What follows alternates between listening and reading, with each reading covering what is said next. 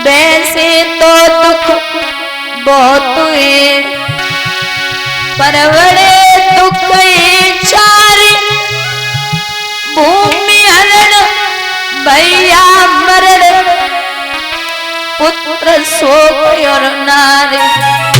दादा औरत मर जाए तो बड़ी तकलीफ होती है, भैया खत्म हो जाए तो बड़ा कष्ट होता है, और भूमि पर कोई कब्जा कर ले तब भी बड़ा कष्ट होता। और सबसे बड़ा कष्ट दुनिया में है माँ बाप बूढ़े हो, चारपाई पे पड़े और जवान बेटा संसार को छोड़ के चला जाए, तो इससे बड़ा कष्ट दुनिया में दूसरा नहीं है।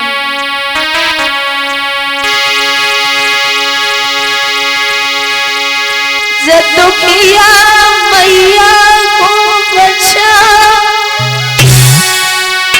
अब कौन पे छोड़े जाते हो,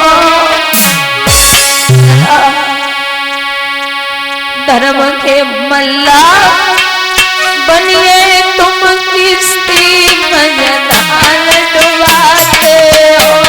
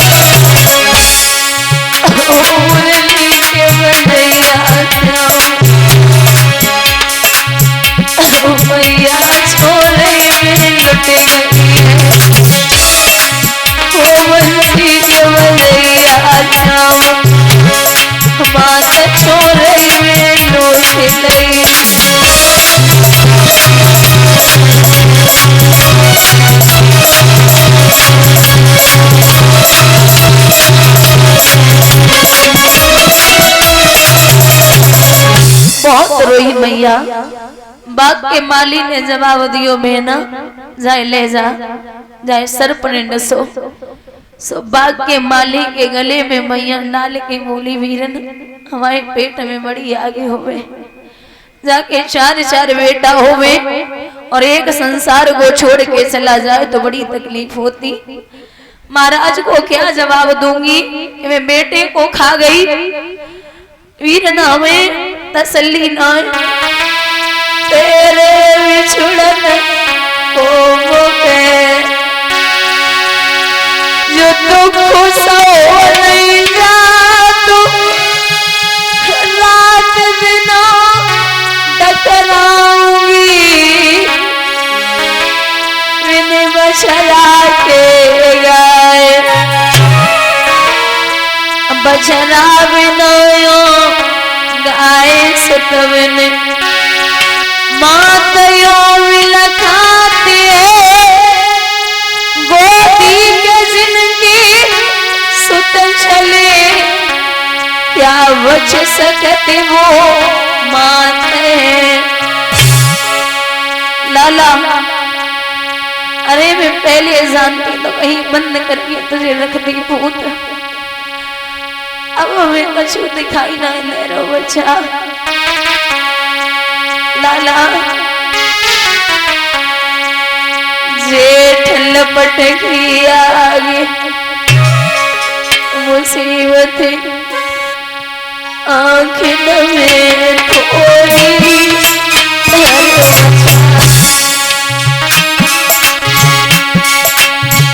परदेसन के बीच बिलखती मैया क्यों छोड़ी।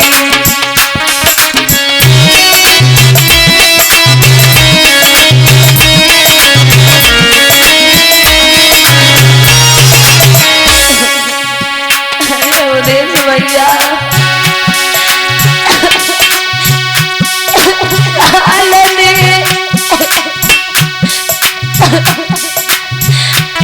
आए करो दंगा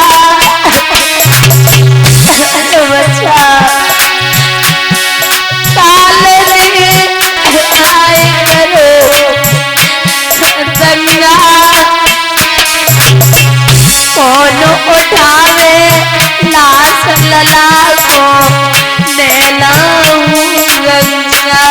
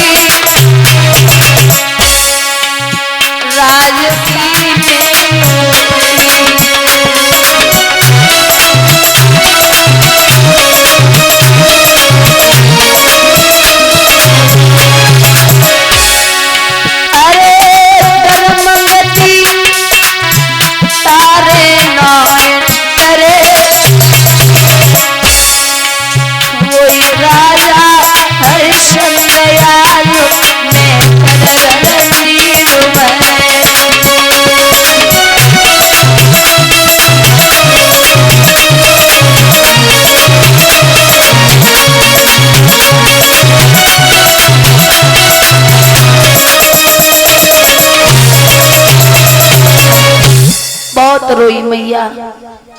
बाग के माली ने बार बार समझाया अब शरीर को ढांकने के लिए कुछ नहीं। मैया तारा ने आधी साड़ी फाड़ के लाला पे डाली। अब बुजुर्गों याद रखना, जहां चार कंधे एक लाश को उठाने के लिए लगते, स्वयं मैया तारा लाला की लाश को दोनों हाथन से उठाई के चली। बार बार शेरा देख रही, लाश के चार चक्कर लगाती, फिर बैठ जाती, फिर उठाती, फिर चलती, फिर बैठ जाती।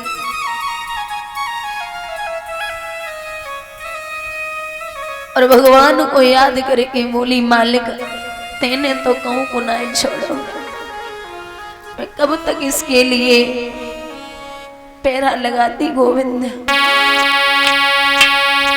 दादा एक विद्वान लिखते,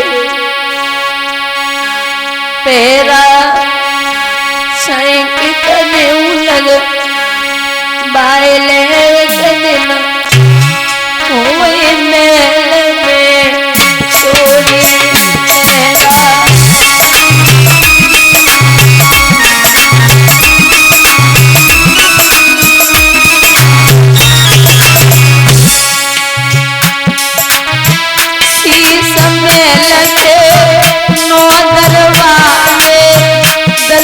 शिकायत मोरी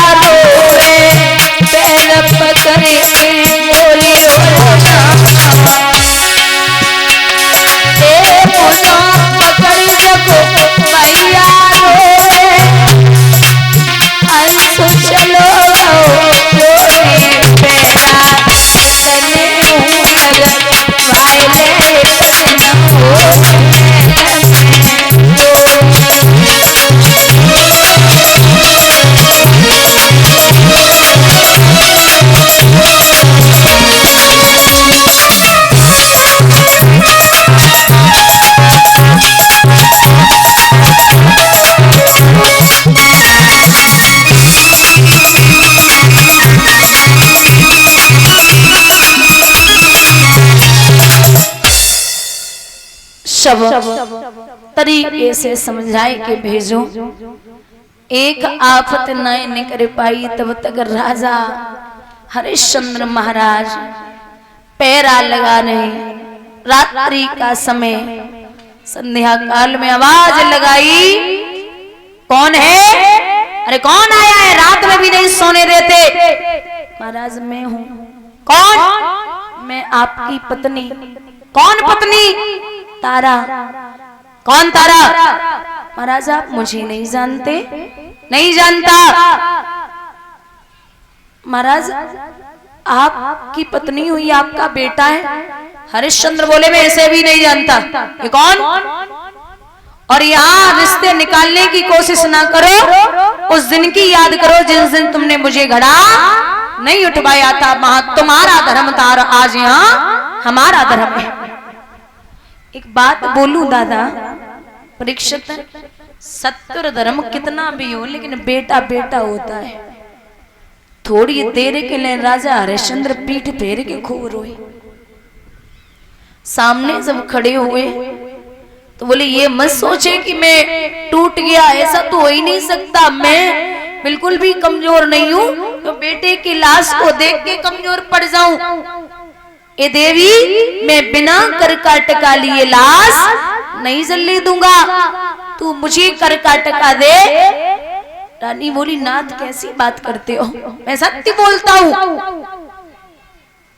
तू मुझे कर काटका देगी तभी लाश लेगी। यहाँ आप करके भूखे बैठे हो, आपका ये बेटा है। राजा झंझलाए के बोले रानी एक बात सुन ले, बिरथा लाश करे मरघट पे और रोए रही तारा। जुको मरन मेरो नए तू नारे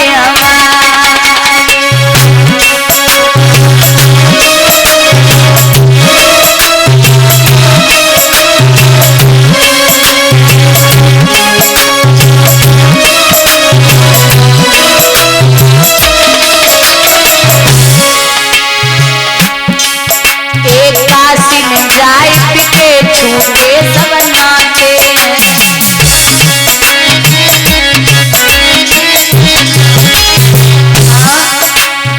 करे नौकरी शपथ धरे अपने से।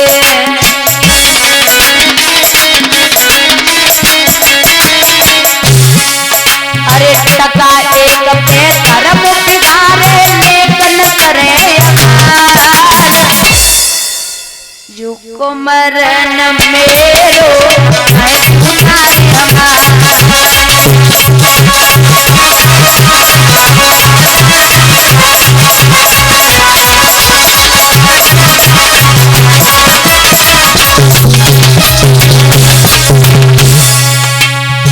मुर्दा तब यहाँ चले टका दो करम है।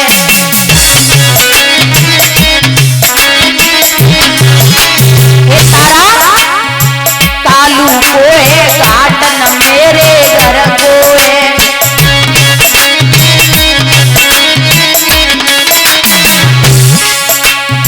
पीछे करिए बात बाद में पहले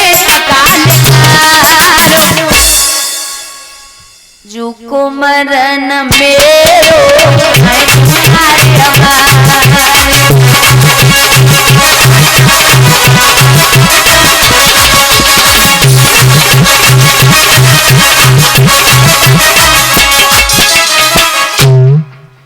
बिना कर काटका लिए लाश नहीं जलने दूंगा। रानी ने हाथ जोड़े, नाथ आप पहले मुखाग्नि दो, मैं आपको कर काटका दूंगी। राजा ने मुखाग्नि दी। अब जो आदि साड़ी शरीर पे थी उस आदि साड़ी को राजा हरिश्चंद्र ने करके टका के रूप में खींच ली। नग्न अवस्था में मैया भागी।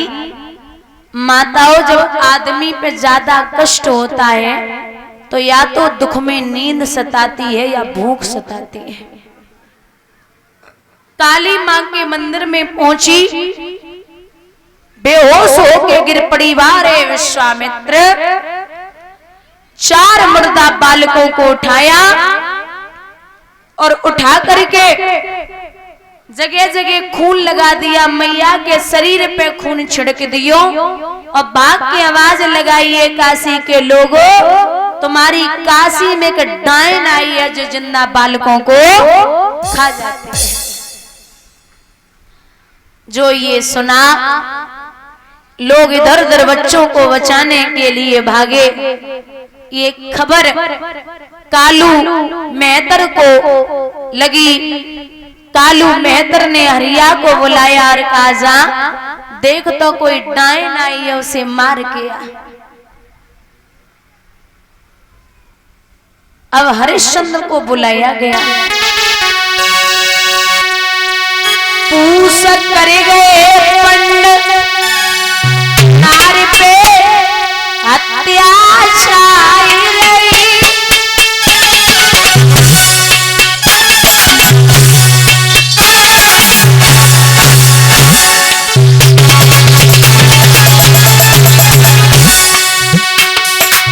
घर घर चर्चाओ नगर में डायन आई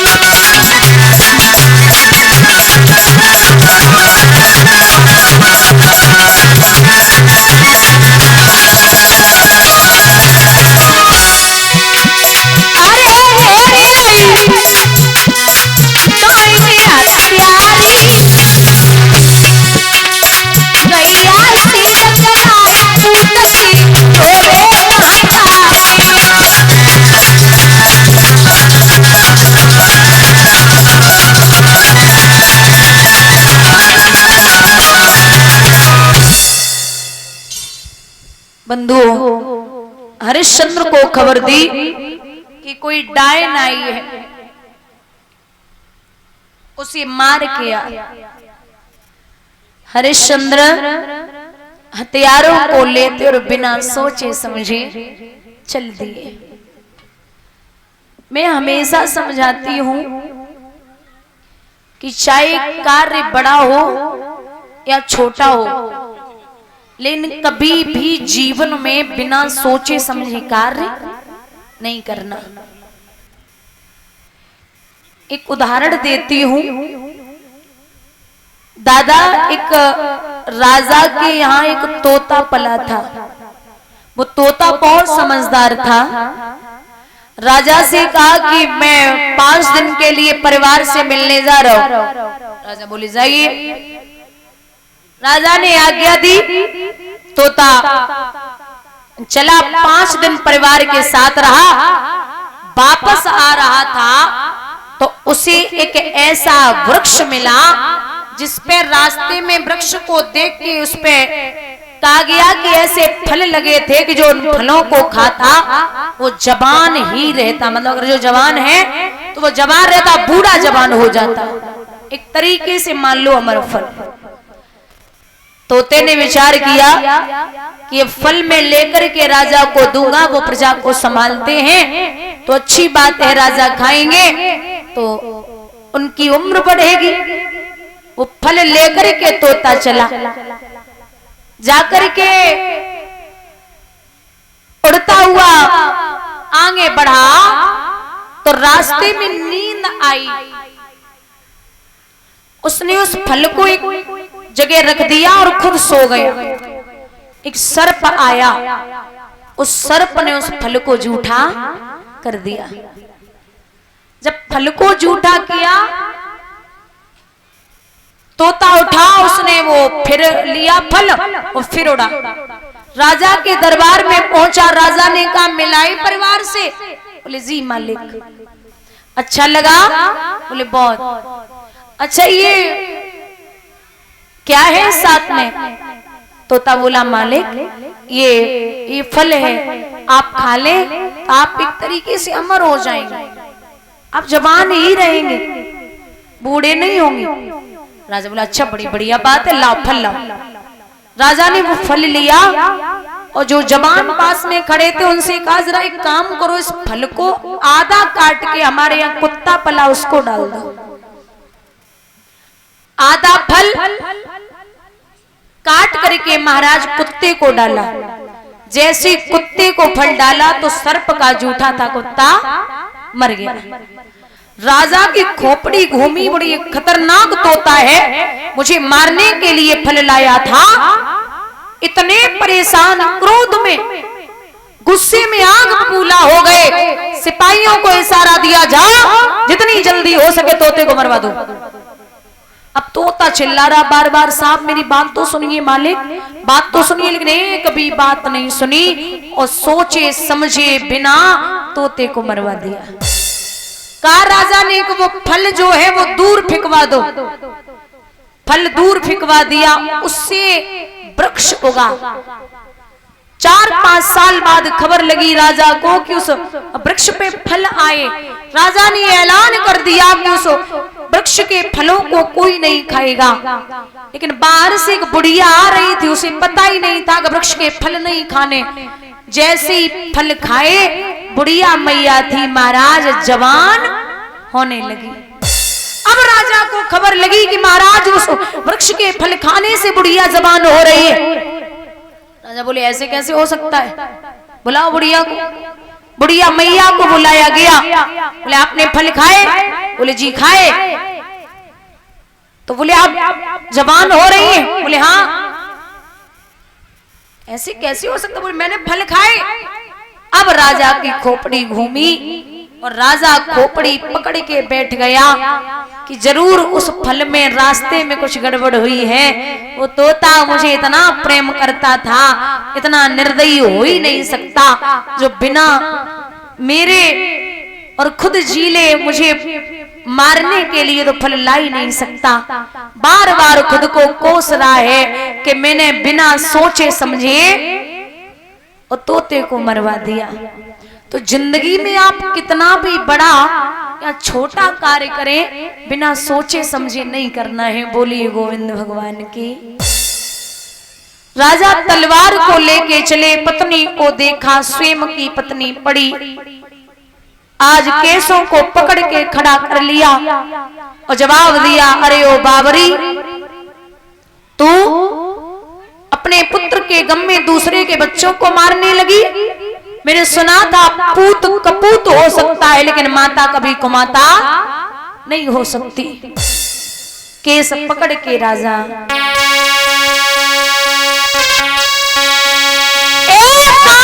पीस के राजा ने